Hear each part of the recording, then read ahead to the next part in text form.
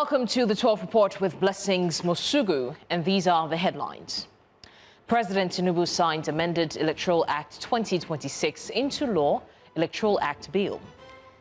The federal government orders immediate suspension of all mining activities in Akpoti-Uduaghan community, Plateau State, over miners' death. United Nations mission accuses rapid support forces in Sudan of genocide-like acts. We have our reporters stationed in different parts of the country. Joshua Imarai and Sagir Ibrahim joined from Abuja. Chizoba Aniwe joins from Plateau State, while Israel Iferoba joins from Lagos.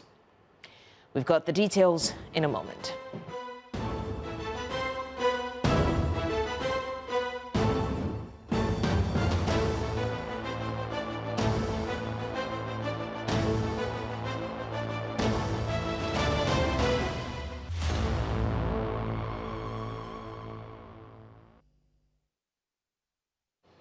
Let's start off in Plateau State, where the Minister of Environment, Balarabe Lawal, has ordered an immediate suspension of all mining activities in Akpoti-Uduaghan community, Wase local government area of the state.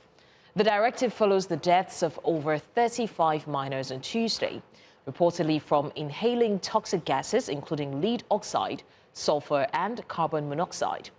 A press statement by Plateau State Commissioner for Information, Joyce Ramnap, urged federal and state agencies to investigate the incident, enforce safety regulations, and prevent future disasters.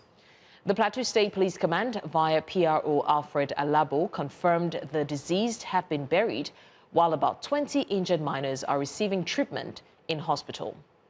News Central's Chizoba Aniwe reports that State Commissioner of Police Basi Ewa has deployed additional officers to maintain calm and urged residents to avoid illegal mining, which poses further risks.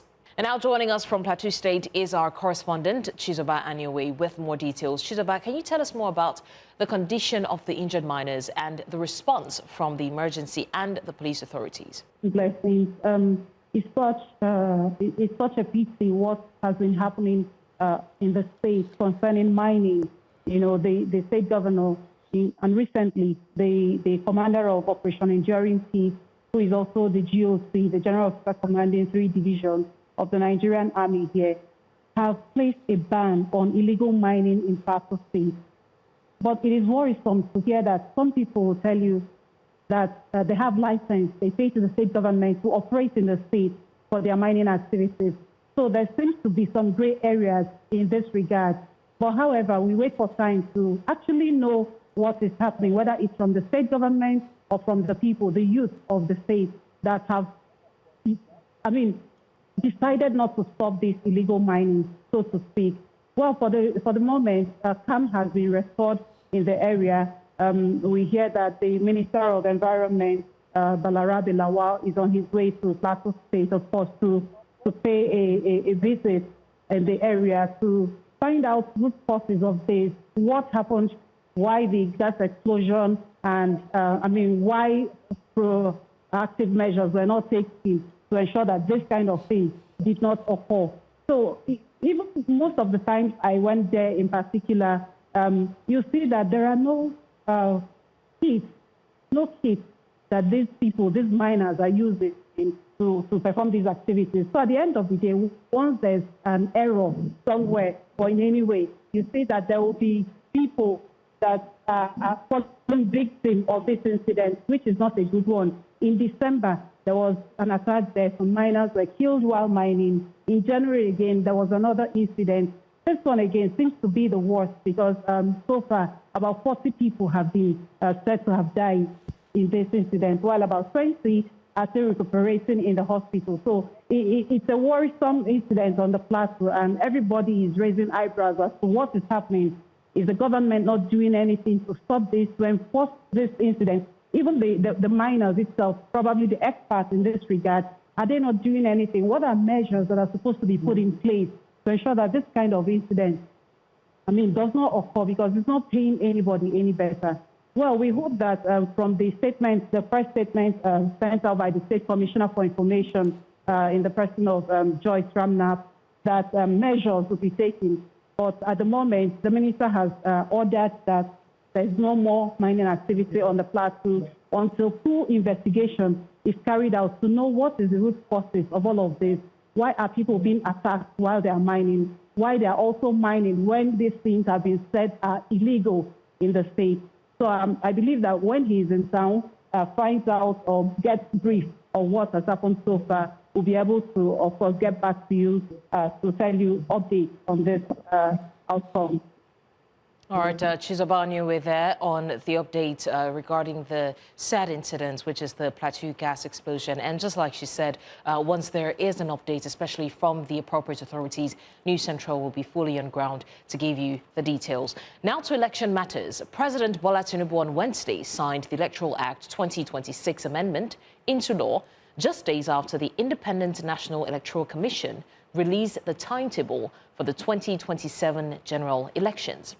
The signing took place at the Presidential Villa, Abuja, around 5 p.m. on Wednesday, with principal officers of the National Assembly in attendance.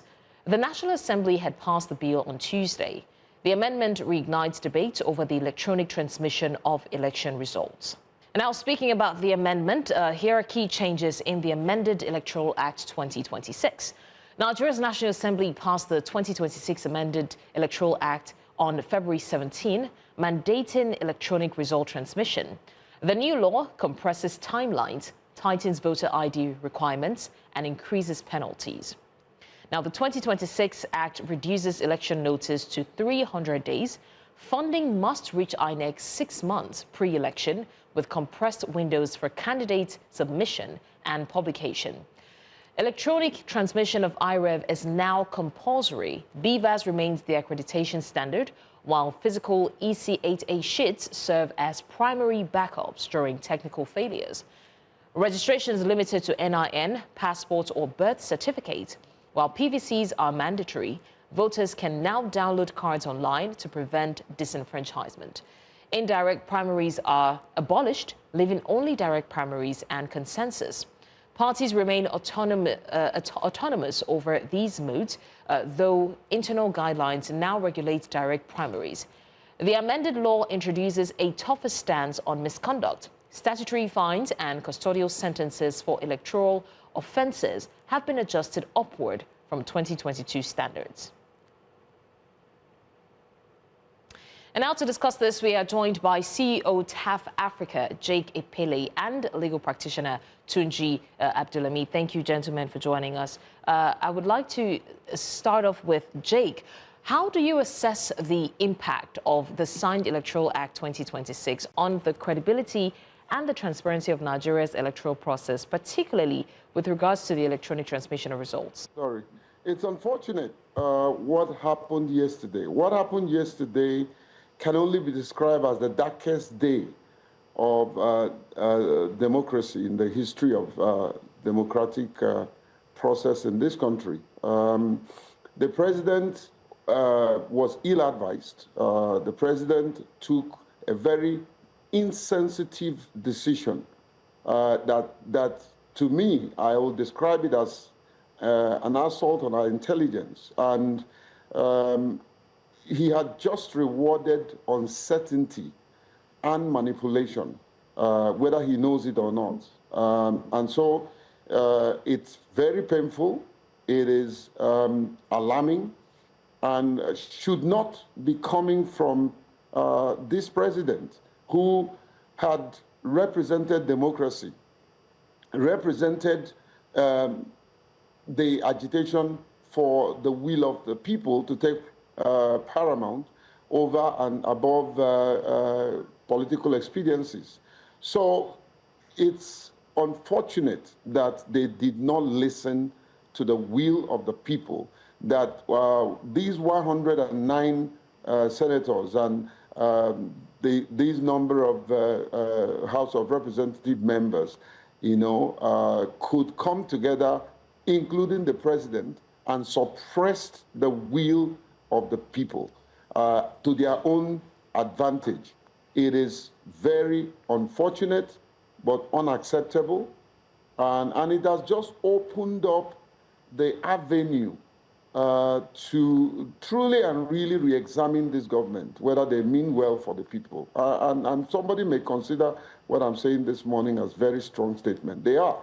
and it reflects the yearning of the people. This was just very unacceptable. I'd never expected that President Bola Tinubu would rush into signing this bill to the disadvantage of millions of Nigerians who was asking for him to take a second look. Did they consider the consequences that they had thrown the democratic process into? Did they consider the fact that there's likelihood of crisis at the polling units? When political parties will argue whether the network is there or not, are they aware that politicians are going to manipulate this process? You know, when they did not take their time to explain the process that can be seen as the from EC8A network not being available for transmission of that. They left all that vague. Now they've thrown INEC into another quagmire, into another crisis. Now, is INEC going to come back and reverse themselves from the calendar, the timeline that they have released, with the new law? All right, Jake, let's even... constitutional crisis, a legal crisis. Yeah, so, I mean, I want us to even take a look at the Act itself, and let me come to Tunji on that. Now, the Act allows for manual collation of results as a fallback, like Jake has rightly pointed out, in case of technical failures. Do you think that this provision undermines the push for electoral transparency and accountability? Because let's not pretend like we don't know how things are done in Nigeria. And Jake also said that this can be manipulated to anyone's advantage. What's your take on that? I think the, what's it called, EC8 form, it's to me, it's actually even the main coalition document, the way it was captured. Transmission is just a mere formality as far as I'm concerned. Just like Mr. Gates said, the fact that the will of people have been subverted make me sad in a way, but I'm not surprised that the president signed it. I am of the opinion before now that once you see Mr. Akpabio, the Senate President, Mr. Abbas, and the leadership of the National Assembly going in a particular direction, just know that that is the direction of the President. If Mr. President does not have interest in that direction, they will not go by it. So I believe it's an APC agenda as far as I'm concerned, or presidency agenda as far as I'm concerned. And you see the way it is now. Why was the clamor for this change that we're talking about? The clamor was because of what happened in 2023, where particularly the unfortunate pronouncement by the court.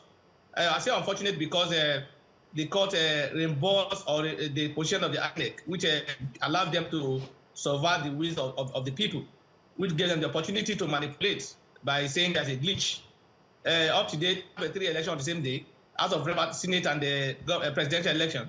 And we were told that just one could not be captured through IRF. So they've not explained till today what actually happened. So, when the matter went to court, the court said IRF is not a collection center and is not known to our law. So in view of that, people now say, look, there's a need for us to change our law to correct this mischief. But as it is today now, we are back to that mischief. Because once you give opportunity to INEC, I said it when our 2022 election was ended, when they say it must be as prescribed by the commission. I said at that time that this is an opportunity for INEC to manipulate, and which is what happened. So this opportunity given is an opportunity again for INEC who wants to do magomago in Yoruba land. That is a manipulation to whatever he wants to do. Because as it is now, I tell you, most of the major polling units will not have network for them to be able to download. And they will not do their EC8 form, and then they will manipulate it. And then the body will be on the petitioner to come and establish it before the court, which is very difficult to establish. So they know this system. That's why they were banking on the fact that we must retain this paper position. The president said, we are not ready for it, we are not prepared. If that statement were to come from an opposition party or somebody from opposition, the president would have said that person is demarketing the country. Because the president said we don't have infrastructure that can take e-transmission. If that were to be from Atiku or from Mr. Peter Obi or any other person, what they will say is that that person is demarketing the country. It's not optic that is telling the world that we're not capable, we don't have infrastructure. But the same excuse is what the president is giving us to say we prepare. We are not prepared for subsidy removal. At the time the president removed subsidy, okay, yes, we remove it. Okay, speaking of preparation, apologies. Speaking of preparation, let me come to Jake. How do you respond to critics who argue that Nigeria's technological infrastructure is not ready for real-time transmission? Fantastic question. Okay, so let me give you data, critical data that is also in their system, is in INEC. The presidency has it. Number one, 98% of all the polling units has connectivity. This is verifiable data, 98%. Number two, NCC, like 6 years ago, came out and said categorically that they have 93% coverage. Thirdly, there's a project. This is what they don't want you to know.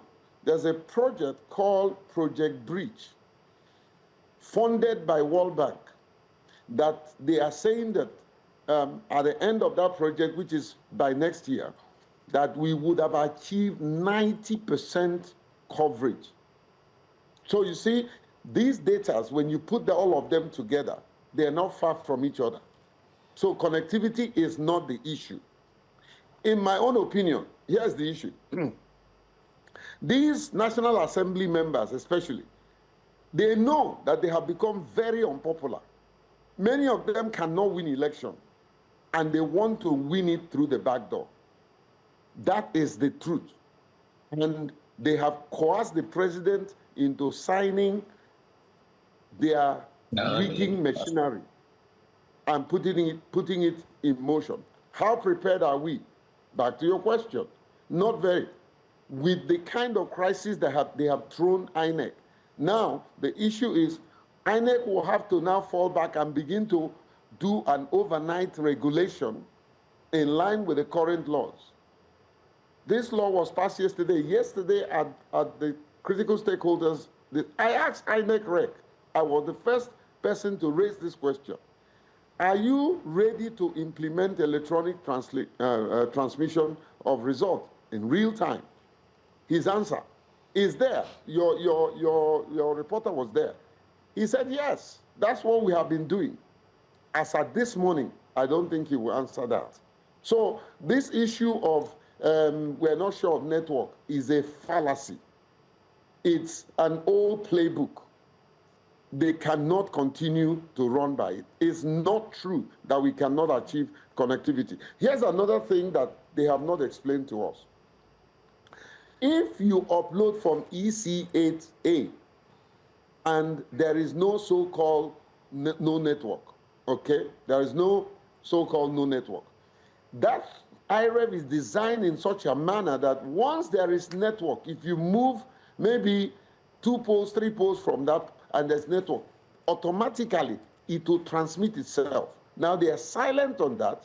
That is not going to operate because once they say there's no network, whatever is on that form is signed off and considered as a, however, is subject to being doctored. They can change figures. They can even bring out another form. All right. Forge everybody's signature. So you know, there's a whole lot of loopholes, which is self-inflicted. They have created it, you know, to okay. Tell us to accept is not. So, in terms of your direct answer to your question, it undermines the credibility of 2027 election, and that is the problem. Okay. Thank you, Jake, for that. Tunji, what are the implications of the Electoral Act 2026 on the powers of the Independent National Electoral Commission to conduct free and fair elections? And I'd like for you to answer this very, very quickly in a few seconds.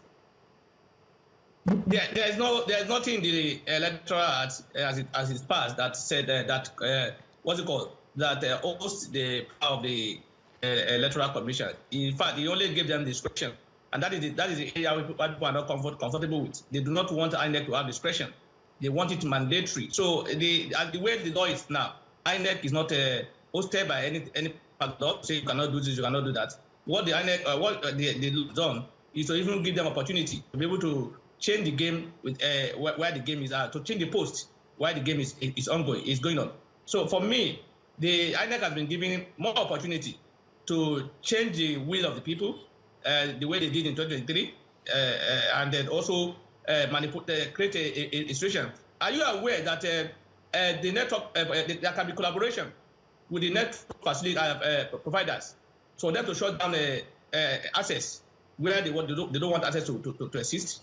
These are the areas we're talking about. So there's possibility of not having access or internet access on that very day. So by this, INEC has been given a wild card to be able to do whatever he wants to do. If he wants to manipulate, he can do it. If he doesn't want to manipulate, he wants to be fair. So it is now in the hands of the INEC to be able to do the right thing to the people of Nigeria. Were they trusted by Nigerians to do the right thing? They are not going to be. Nigerians don't trust them. All right. That's why the problem is. That trust deficit is the problem that we have. All right, gentlemen, we want to really appreciate your time with us on the news. We want to appreciate the CEO of TAF Africa, Jake Epili, and of course, legal practitioner Tunji Abdulhamid for joining us. And thank you for your time with us. Thank you for having us. Thank you. All right, we'll go on a short break now. When we come back, Senator Natasha Akpoti-Uduaghan of Kogi Central has filed a suit against her colleague, Onyekachi Nwebunyi of Ebonyi North Central. We'll find out why after the break.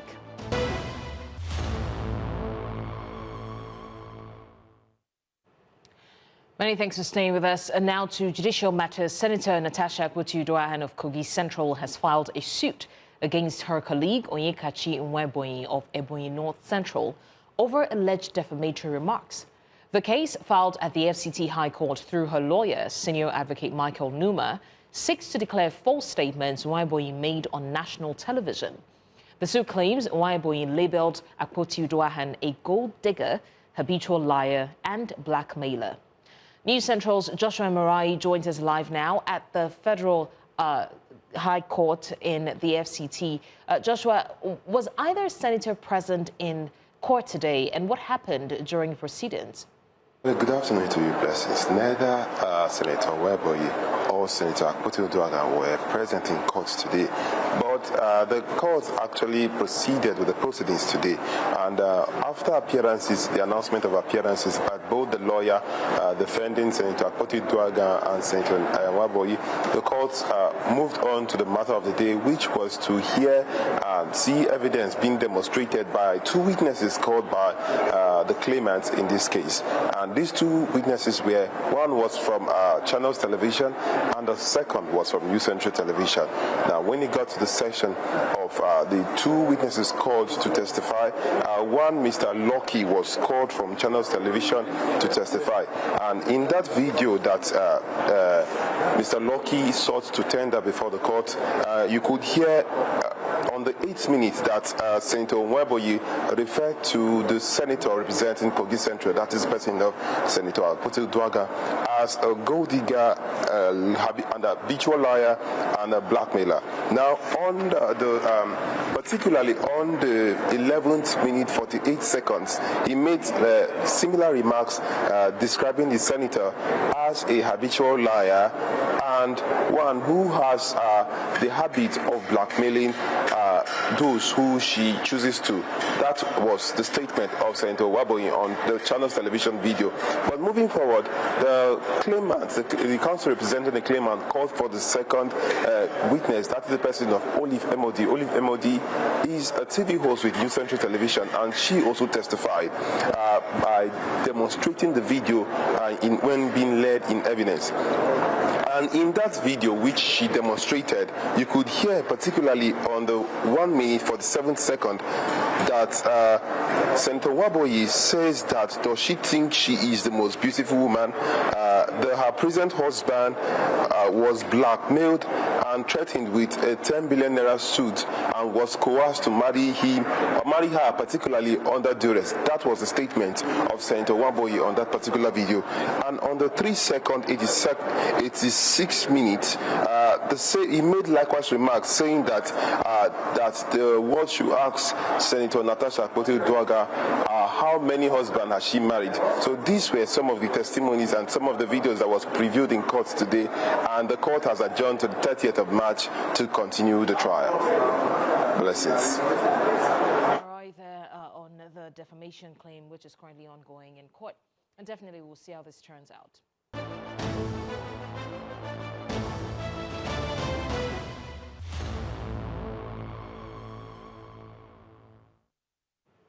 Many thanks for staying with us. Now, Nigeria's intelligence community is seeking urgent intervention from the Nigerian Senate over funding and operational constraints affecting the implementation of the 2025 budget.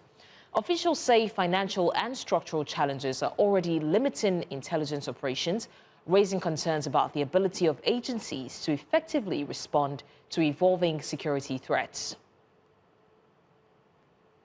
Right now, National Assembly correspondent Sagir Ibrahim joins us to give us more updates. Sagir Ibrahim, good afternoon to you. With concerns raised by officials from the Office of a National Security Advisor, how is the Nigerian Senate responding to the funding and the operational gaps that are affecting intelligence activities in the 2025 budget?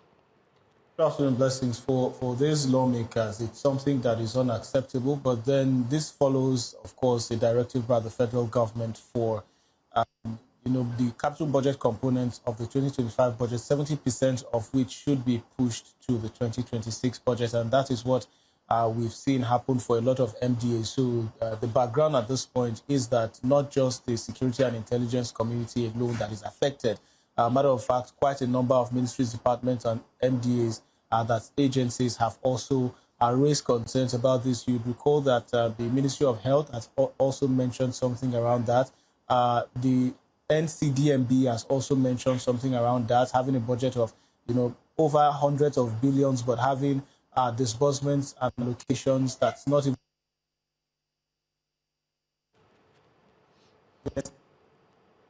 is so sensitive because they need these funds to procure equipment, they need these funds to maintain vehicles, and also they need it as overhead. And if they don't get all of this funding, it means that the fight against insecurity, banditry, and terrorism in Nigeria will be directly affected and impacted. So their call was to the Senate Committee on National Security and Intelligence to help them interface with the executive to ensure that whatever the situation is, funds meant for procurement of security hardware and equipment are not held back. But then there's also a concern because the Accountant General of the Federation was invited to appear before the Committee of Appropriations, who had also mentioned that the strategy has changed from just allocating directly and doling out, contracts and cash for contracts upfront, because now as it is, it's only going to be a priority where monies available will be allocated to contracts and projects within the availability of funds. So it's a matter of constraint of funds, and it's also a matter of the federal government directive. But for them, this should not be a reason why anything that would lead to addressing issues regarding security and tackling security in Nigeria should not be affected by it, because as you know, the president has declared a state of emergency on security in Nigeria, and the expectation is that the much needed support be given to ensure that Nigerians can sleep well with their two eyes closed at night. Blessings. So from the submissions made by Mohammed Danjuma and the reaction of lawmakers like Orji Uzor Kalu, what immediate measures are being considered to ensure that intelligence agencies remain effective despite these constraints? Well, Blessings. For them, the 2025 fiscal year is gone. This is 2026. Budget defense for 2026 is in effect. They were in a closed-door sessions, details of the meeting, which is yet to be made public. But then, for them, it's just ensuring that what happened in the year 2025 does not repeat itself again. For all of those lapses that they had suffered in 2025, the hope is that, it will be addressed in the 2026 budget, so that they do not see a repeat in the activities that, they saw in the year 2025. So if there were not enough budgetary allocation or zero budgetary allocation for the year 2025, the expectation is that the security and intelligence community will be given the much needed support, not just verbally, but also financially, to help them address all of these issues. Because it's one thing for the president to come out and say, a state of emergency has been declared. It's another thing to match that word with action to ensure that the much needed support, finance in this case, is made available to them. Because you would understand, blessings, they come and a budget is made and then the budget is defended. But that doesn't stop there, because even when the budget is defended, you still need the Accountant General of the Federation to release monies to cover up for the budgets or for the allocations and for the appropriations. And this is where the concern really is. So for them, it's a matter of calling on the Accountant General of the Federation, when these appropriations and these budgetary allocations are made, match words with action, give them the much needed finance that they need to ensure that they are able to carry out their responsibilities without any hitches and without any hindrances. Blessings. All right, Sergio Ibrahim there on the intelligence funding concerns. Now, normal activities have resumed along the Lekki-Ekpe Expressway following yesterday's clash between minibus drivers and officers of the Lagos State Police Command. The drivers were protesting the new bus reform initiative, which restricts their operations to inner roads along the corridor. Now, protesters had blocked the Ajah carriageway in both directions to press their demands. News Central's Israel Iferobo is at the scene as we speak and joins us now. Israel, yesterday was quite chaotic, but what is the situation on ground today following yesterday's confrontation? All right, Israel, if Iferobo is currently live there and trying to get settled, and we'll definitely bring him subsequently to give us an update on the situation at the Lekki-Ekpe Expressway following the mini bus drivers' protest. But to more stories, former chairman of United Bank of Africa, Israel Ogwe, has passed away at the age of 99. UBA's board and management announced that the elder statesman died peacefully, marking the end of a distinguished career spanning more than 6 decades in Nigeria's public and private sectors. Born in 1927 in Onitsha-Olona, Delta State, Chief Ogwe began his career in the Federal Civil Service before rising through senior ranks at the National Insurance Corporation of Nigeria. He joined UBA's board in 2005 as a non-executive director and later served as chairman from 2011 to 2013, providing steady leadership during a pivotal period in the bank's transformation and strengthening its corporate governance framework. Beyond the boardroom, he was a respected family patriarch, father of Dr. Awele Elumelu, and father-in-law to UBA Group Chairman Tony Elumelu. Let's go back now to address the update on the Lekki-Ekpe transport row that happened yesterday.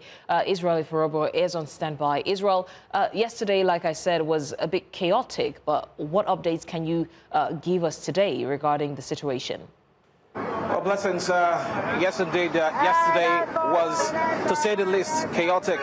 This was the exact spot where canisters of tear gas were fired yesterday by the men of the Nigerian police to disperse the protesting drivers here on the Lekki-Ekpe Expressway. Today, it is calm and everything is going on the way it should be on a normal day. The drivers are getting about their normal businesses, commuters are boarding buses, and everything is going smoothly as it should be. Yesterday, this did not happen. This entire stretch on this side and on the other side, it was all blocked by the protesters here, and indeed they were later dispersed by canisters of tear gas by the men of the Nigerian police. All of that is now in the past as normalcy has now returned to this corridor. The activities have returned and no one is complaining about anything. So far, so good. The men of the police are also on ground just behind me right there.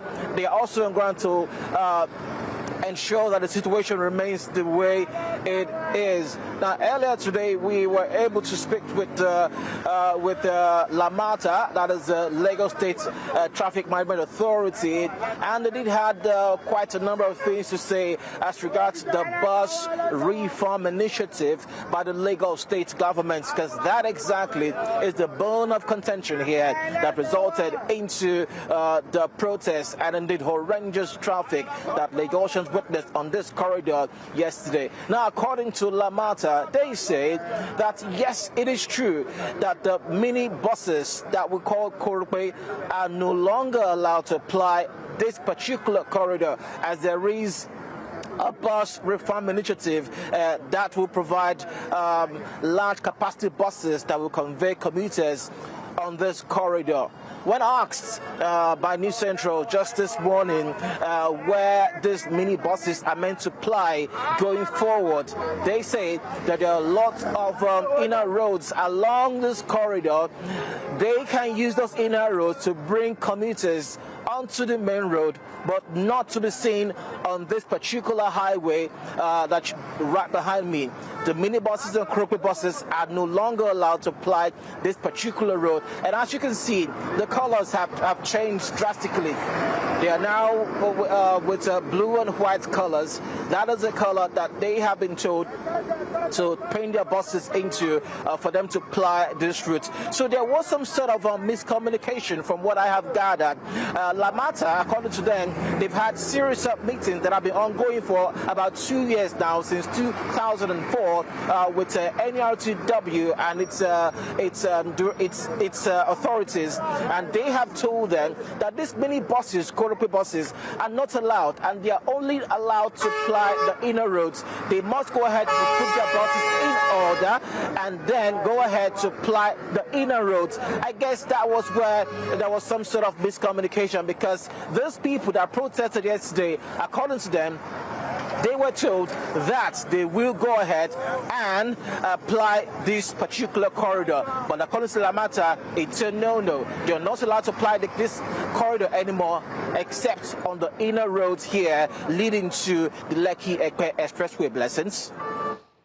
All right, Israel, if we're there with the update on the Lekki-Ekpe Expressway route yesterday, it was a chaotic situation, and like we mentioned, there was tear gas littered around, and thankfully the police came eventually to restore calm. But yes, Israel Ifeoba has given us an update, and definitely News Central is still looking out to see how this turns out. Still to come, United Nations mission accuses Rapid Support Forces in Sudan of genocide-like acts. The details after the break. Stay with us.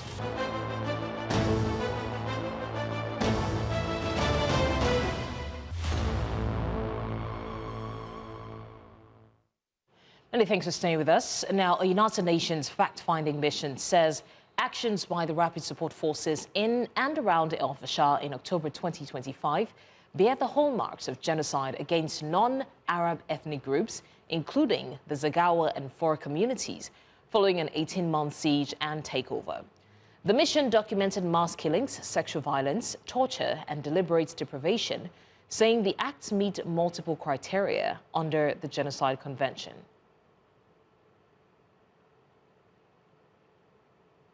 Now, police are responding to a shooting at a residence in Hyde Park, Johannesburg, reportedly linked to the son of former Zimbabwean President Robert Mugabe.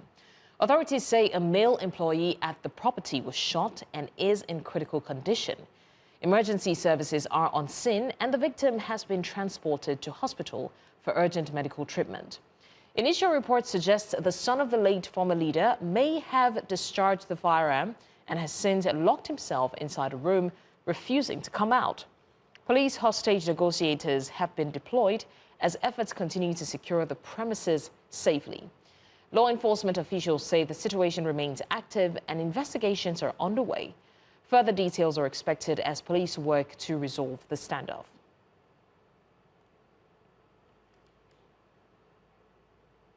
Right now we have News Central's Bongani Siziba to give us an update. Bongani, can you tell us more about the Hyde Park shooting situation? A very good afternoon to you, blessings, and also our ANC viewers. We are in Hyde Park, and this is an active scene. If I could move out of the shot and ask my colleague Sibonelo Mkhasibe just to show you around. The police and also the members of the media are camped outside a house that is allegedly a house where the former president's son, that is who resides here. Police have suggested that we do not say out his name before they go to court, but actively this is a crime scene. The police spokesperson, Colonel Dimakazo, was outside here just speaking to the media, telling us what happened. So it is allegedly that it's not a security guard, but a gardener who did not turn up to work. So when he came this morning, there was an attack, exchange of words with they are still looking for the gun that was used, but they found a cartridge. So 2 individuals are still inside with the police, and the police are still investigating what exactly happened. We also understand that the gardener who was shot has been sent to the hospital in a very critical condition. But this brings to us that we know that in 2017 also the Mugabe family, which is the former First Lady of Zimbabwe here in South Africa, also there was a case that happened when she beat one of the Mugabe's son also was busted with what do we call it, with drugs in Zimbabwe. So it seems as if the Mugabe's family controversy just follows them, but we are still here. The scene is very active. We're still waiting to see them come out being escorted by the police, but the police say that it's going to take a long time. All right, thank you, Bongani Siziba. We apologize for the little network glitches there, but that was the update on the Hyde Park shooting situation, and Bongani is still on ground to give us more update as it unfolds. Now, police in Eastern England have arrested Andrew Windsor on suspicion of misconduct in public office as part of an ongoing investigation linked to material associated with Jeffrey Epstein. The 66-year-old was detained on Thursday morning at his Sandringham residence and remains in custody while officers conduct searches at related properties. Authorities are investigating claims he shared sensitive information with the late sex offender during his time as a UK trade envoy and whether that conduct amounted to a breach of public trust. And for more on this, we're joined by our senior international correspondent and anchor, Afia Hagen. Afia, we're getting reports that Andrew Mountbatten Windsor has been arrested on suspicion of misconduct in public office. What exactly have the police confirmed so far? Mountbatten Windsor, like you said, arrested on suspicion of misconduct in public office. What we saw earlier on this morning on today, which is Andrew's 66th birthday, you had photographers stationed outside Sandringham because of that reason, expecting perhaps a visit from family or friends. But what they actually caught was these unmarked police cars pulling up, but clearly we could tell that they were police cars because of the type of cars that were used. People getting out of the cars, searches being conducted, and this follows an assessment by Thames Valley Police of a complaint about the alleged sharing of confidential material. It's very important to stress that this is an arrest on suspicion, not a charge, and that Andrew Mountbatten Windsor has consistently denied all the allegations against him. But the charges relate to, the arrest relates to files that incidences that came up in the Epstein files. That was emails Andrew Mountbatten Windsor sent to Jeffrey Epstein during his time as a trade envoy for the United Kingdom government. And this was after a trip that he took to Asia and another trip that he took to Helmand province in Afghanistan, and basically alerting Jeffrey Epstein of investment opportunities and other information relating to those trips. Okay, let's try to dissect this. Misconduct in public office, that's quite a specific criminal offence, but can be vague to a layman. So what does that charge actually mean in legal terms?